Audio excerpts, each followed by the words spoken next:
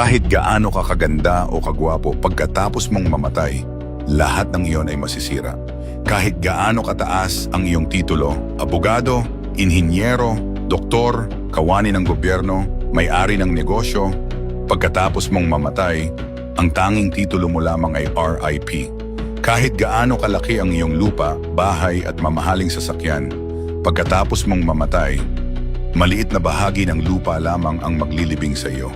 Kahit gaano karaming pera at kayamanan ang mayroon ka, pagkatapos mong mamatay, ang pera ay magiging isang piraso ng walang silbing papel at ang kayamanan ay magiging tambak ng basura.